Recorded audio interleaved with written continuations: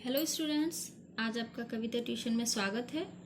आज हम संधि व्यवस्था के व्यंजन संधि के बारे में पढ़ेंगे और स्वर संधि हम पार्ट 1 में पढ़ चुके हैं और आज व्यंजन संधि के बारे में पढ़ेंगे। तो देखिए, व्यंजन संधि किसे कहते हैं? व्यंजन के पश्चात व्यंजन अथवा स्वर आने पर उसमें जो विकार होता है उसे व्यंजन संधि कहते हैं। यानी कि किसी भी शब्द से पहले या अंत में पश्चात कोई भी अगर स्वर या व्यंजन आता है तो उससे जो परिवर्तन होता है नए शब्द बनने में उसे व्यंजन संधि कहते हैं। जैसे कि दिक प्लस अंबर, ये हमारा व्यंजन है क और अ हमारा स्वर है तो हमारा क्या बना? दिगंबर। जगत प्लस नाथ, त हमारा व्यंजन है और न भी व्यंजन है तो बना हमारा जगन्नाथ।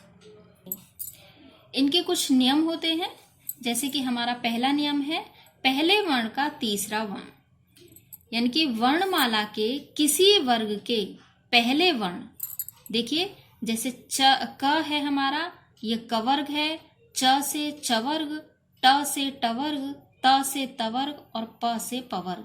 ये जो हमारे वर्ग हैं ये मैं पिछली वीडियो वर्ण विचार में इसकी डिटेल दे चुकी हूँ और इसका लिंक भी मैंने डिस्क्रिप्शन में दिया हुआ है।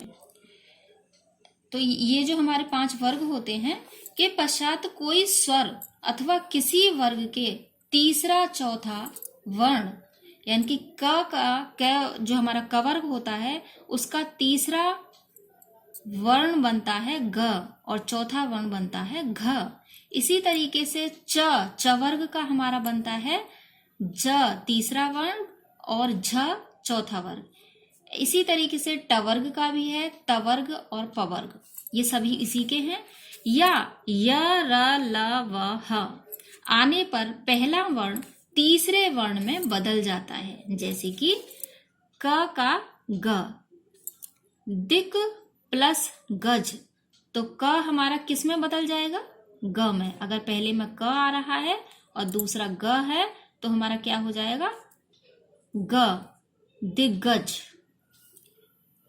दिक प्लस अंत, क किस में बदल जाएगा? गम, तो दिंगत। इसी तरीके से ट का ड में बदल जाता है। शट ट हो गया, ट किस में बदल जाएगा? हमारा ड में।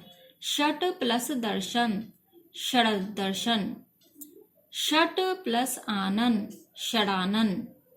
इसी तरीके से त का द में बदल जाता है। सत प्लस गुण, सद गुण। और प बदल जाता है हमारा ब में, तो अप यानी पे आ रहा है हमारा और बाद में ज, तो अब्ज। ये हमारा रूल नंबर 2 है। पहले वर्ण, ये मैंने यहाँ बता रखा है क वर्ग में कौन कौन से वर्ण आते हैं, च वर्ग में ये आते हैं, ट वर्ग में ये आते हैं और त वर्ग में ये आते हैं और प वर्ग में ये आते हैं।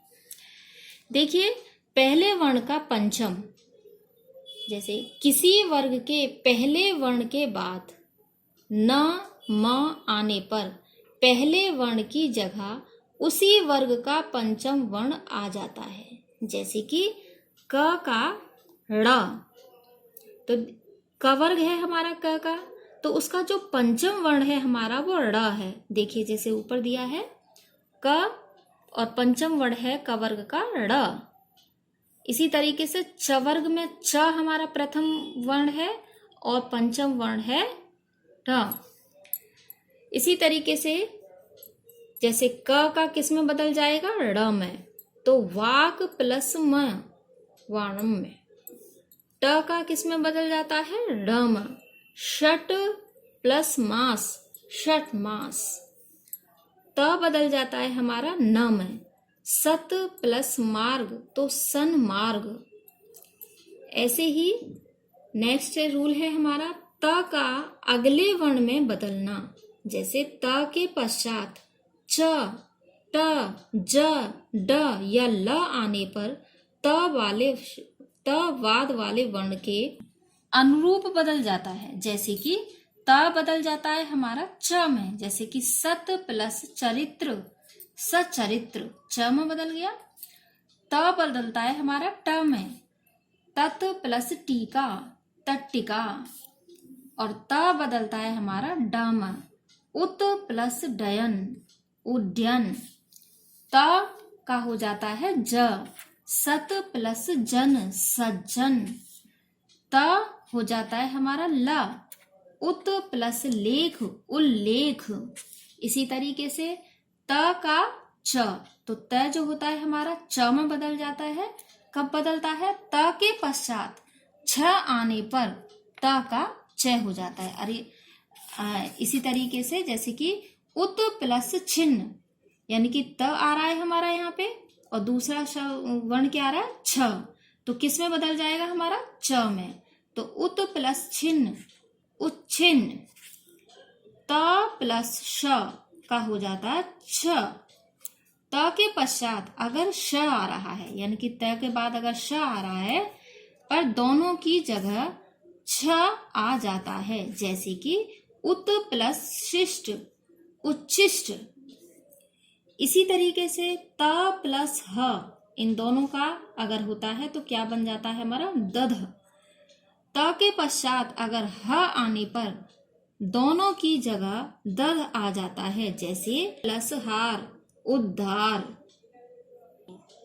और छ का हो जाता है हमारा छ।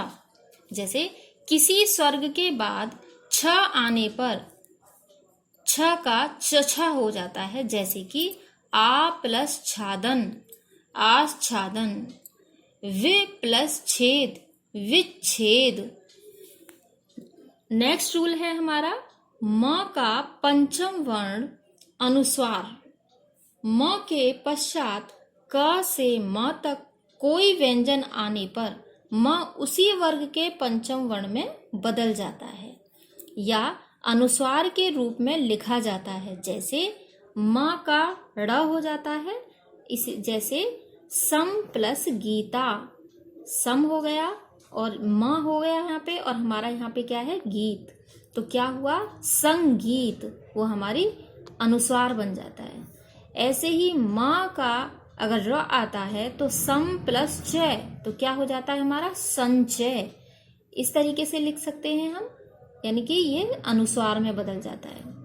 म का न, सम प्लस ताप, संताप। इस तरीके से लिख सकते हैं, अनुस्वार हमारा लगता है। म का म, सम प्लस पूर्ण, संपूर्ण। इस तरीके से लिखा जाता है और अनुस्वार लगाया जाता है। अच्छा, कुछ एक अपवाद भी है इसमें। म के पश्चात म आने पर अनुस्वार नहीं लगाया जाता। जैसे सम प्लस मान, तो हमारा यहाँ पे भी म है और यहाँ पर भी म है, तो इसलिए इसमें हम इसका जो नया शब्द बनेगा वहां हम अनुस्वार नहीं लगाएंगे, तो उसका क्या हो जाएगा? सम प्लस मान, सम्मान। म का अनुस्वार। म के पश्चात य, र, ल, व, स, श, श, ह आने पर म की जगह अनुस्वार आता है। यानी कि अनुस्वार कहाँ आता है? जब ये वर्ण हमारे होते हैं, किसी शब्द के पश्चात ये अगर वर्ण आ रहे हैं तो वहां पर ही अनुस्वार लगता है।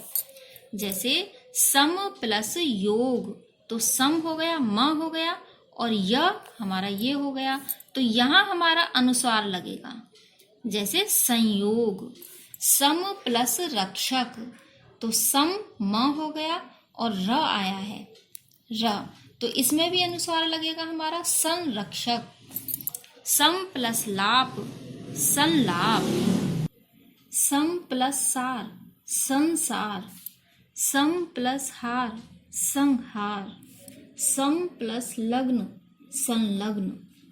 ऐसे ही स का श, आ के अतिरिक्त अन्य किसी स्वर के पश्चात स आने पर स का श हो जाता है। जैसे वि प्लस सम, तो हमारा ये स होता है तो ये किस में कन्वर्ट हो जाता है?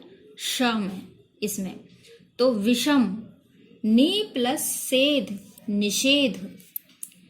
इसी तरीके से रि, र, री तथा श के पश्चात आने वाले शब्द का न ड़ में बदल जाता है। जैसे री प्लस न तो क्या हो जाता है हमारा, न किस में बदल जाता है, ड़ में।